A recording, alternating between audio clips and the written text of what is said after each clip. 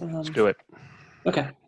So, first of all, thank you everyone for coming out this afternoon. I'm Jamie Webb, the assistant planner.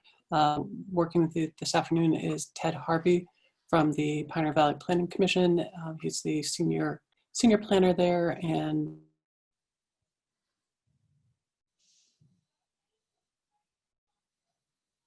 I can't tell if she froze or not. Oh, she's back. oh, did any of that come out? No. Internet. All right. Let me try that again. You ended with me, and then okay. Thank you. Carry on. So the purpose of tonight's public hearing is to just discuss the 2018 Community Development Block Grant and discuss how the city wants to move forward with the excess construction funds. Public present is welcome to participate and ask questions. And just as a reminder, the meeting is being recorded. So just a little bit of background about the grant, and then I'm going to turn over to Ted. In 2018, the city applied for and received funding from the state for two projects: the construction of the second phase of the Admiral Street Neighborhood Improvement Project, and for a housing rehabilitation program. The grant was a competitive grant, and there are a lot of state and federal requirements related to how we can use that money, as well as grant requirements. So with the construction project being completed, the excess funds need to be approved by the city at a public hearing, which we're doing tonight, and then we'll need to get approval from both the mayor and Department of Housing and Community Development to reprogram those funds and use them for a different activity than was originally put into the application. With that, just a brief, the construction project was about $75,000 under budget at the completion of the program, after accounting for all the change orders and unused contingency funding. And so what we're looking to do is to reprogram or come up with a new program for that $75,000. The options include expanding the microenterprise business assistance program that we were recently funded by the state for the Community Development Block Grant, COVID-19 related grant, or we could increase the housing rehab to make a more robust housing rehab program. There's some complications with timelines for that, or the final option is to give the money back to the state. So I'm going to turn it over now to Ted to talk a little bit about each of those programs, and we'll open up for questions or comments. Okay, great. Let's see. So it's rare that a project is under budget, so that's pretty cool. And then we are, as Jamie said, there's a couple options. The state doesn't really like when we have to give that money back, so they prefer if we try to reprogram it in some way. But obviously, this being one of the hoops, there's a lot of things we have to do to do that. So this is kind of get the ball rolling. There's a couple issues that I'll address in a second. But as Jamie said, there are three main options. The first would be to give the money back. The second would be, we have the easiest, I guess, this would be to, the easiest upfront program would be to contribute to our current housing rehab program, which we have ongoing. Right now, there's 4 or 5 units that we're working on right now. We're finishing up, so that's a possibility. And then the final, the one that I think was probably the most likely would be to add to the micro enterprise program, which isn't a normal. Well, that's not true. It is a normal CDBG program. It's not a normal CDBG program for the type of program that Easthampton usually is funded for. However, as you all on this and whoever listens to this afterwards on the recording probably know, we did received the CDBG CARES Act funding that Jamie mentioned for a fairly large regional microenterprise program, which we're still working to get that money out to folks. So this would be a similar type of program. One kind of, or a couple minor things, it would have to technically be separate in the sense that everything is part of a grant year. So this would still be part of this FY18 grant.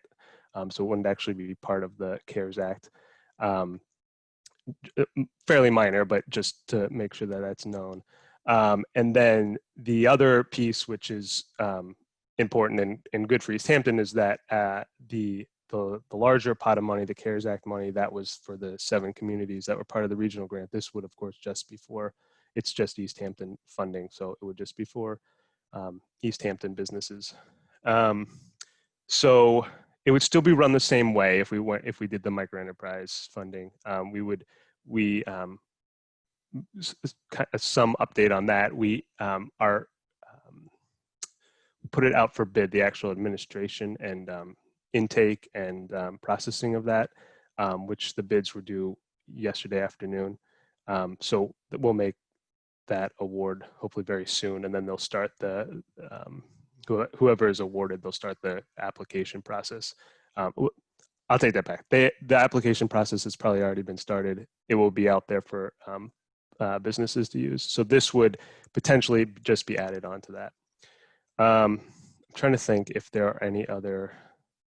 I think I'll leave it at that. I mean, I will say there are potentially other options, but those were the ones that we think would be. So there's also a timeline issue. So this is an FY18, as Jamie mentioned, and if there's timely expenditure, we have to spend. We actually are supposed to spend it out by the next grant cycle, which usually is around March. I don't know what that will be this year. It may be delayed, but in the past, it's been March, mid-March, early March, and the FY18 would have to be expended by then. So that is always something we're keeping track of. So that makes the aforementioned housing rehab program a little tough, only because each one of those projects could potentially take a while. So the microenterprise is a lot quicker once the microenterprise is a lot quicker once we get it started. It's obviously slow right now, but once it's the ball's rolling, it's a matter of just getting the grant money out. Yeah, I'll leave it at that unless people have questions. All right, thank you, Ted. So I just wanted to just add to that the proposed microenterprise assistance program would be similar to the existing program that was funded already, in that it would be the same criteria. Microenterprise businesses are businesses that are 5 or fewer employees, one or more of which owns the business. The business has to be located in Easthampton. The owner does not have to live in Easthampton, but they do have to show a loss of business directly related to COVID-19. There are a number of types of businesses that would be excluded, and the maximum grant award would be $10,000 under this grant. So if you're funded under the FY18 microenterprise or the CARES Act, you would still be limited to that $10,000. You would not be able to get, an Easthampton business would not be able to get 10 from the FY18 and 10 from the CARES Act funding. And yeah, that I think that's all the clarification I wanted to add to that. Are there any questions from anyone in the public? Want to say anything, support or questions? I have a question. I'm Gwen Morrissey. I'm the the chair of the Economic Development Industrial Commission. Can you hear me? Yes. That's good. My microphone has problems. So it sounds like the timeline of this need to expend these funds rather than give them back, I think that that's far preferable than just returning them to the state. The timeline ideally being before March makes the micro enterprise grants seemingly much more viable, more obviously tied to right now needs of our community. And you're saying we have a sense that, so the amount that we would be adding to that is 70,000. So we could make grants available to 7 different businesses. So we have a sense that there is a need for that beyond 7, that this would be doing something really useful for business owners and employees in our community. Yes? Okay. Yes. Yeah. Great, then I'm on board. So we do have, as part of the CARES Act application, we did, we put out a survey to Easthampton businesses. We got over 100 responses, and since then we have seen continued interest in it. So we're quite certain that if this funding was made available in the form of microenterprise assistance grants, as you said, up to 7 could be funded. It might be more depending on the need of each of the businesses that's applying. But there is definitely need beyond what they're funding, the current funding under the CARES Act.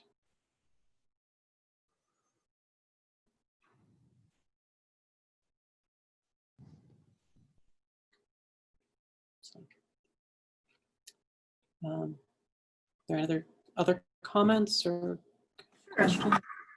So I'm Mo Beliveau. I'm the executive director for the Easthampton Chamber. And we recently completed a partnership with, well, we didn't complete the partnership, but we completed a grant program, the Sustaining Small Business Grant Program with the city. And we had 37 businesses apply for those dollars, of which 31 have qualified and have been awarded up to $1,500. And I'm here representing the chamber as well to say that I know firsthand that the need is great. And I would strongly urge those folks who are making these decisions to transfer these dollars, these extra dollars, to the micro, the Micro Enterprise Fund. I think that it's an overwhelmingly positive thing to be doing, particularly in this time, assisting our small businesses who are struggling and helping to ensure the stability of our economy, our local economy, which is really very important. So I would strongly urge us to use those dollars there. Thank you. Hi, I'm Casey Corsello. I am the project coordinator for Blueprint Easthampton, which is an ecosystems mapping of resource partners for small businesses in Easthampton and sort of the surrounding area. And I'm also a business owner. And I guess I'm speaking on the capacity of the network that I have with other businesses who had specifically filled out that survey that went out. There are a lot of micro enterprises in Easthampton. There are, a lot of retail shops that are very small and they need this money. There's a lot of businesses that didn't get money from the government, like PPP or the other small business grant or loan. And it's also, as a business owner myself, sometimes it's hard to come by capital and take loans out. And, we also have mortgages that we pay for. And so lots of businesses live in Easthampton and, they have families here. And So the money would be very helpful to sustain the business itself, but actually sustain someone's livelihood, which looks like putting food on their table, paying their mortgage, or paying their rent, or paying the rent for, if they're in a physical space. So the money will go to a business, but it also will go to our local economy. And it will just, we need to do this. This is what we are. We're a community. So it's not only supporting the businesses, but it's supporting the families or the employees that work in these businesses. So I am all for it. The more that we can offer our businesses, again, who didn't get the money that was there for them, they're waiting on this and they really need this. And it's a really stressful time as a business owner. And it will help support them. And it will then help support the entire ecosystem. So, yeah, thank you.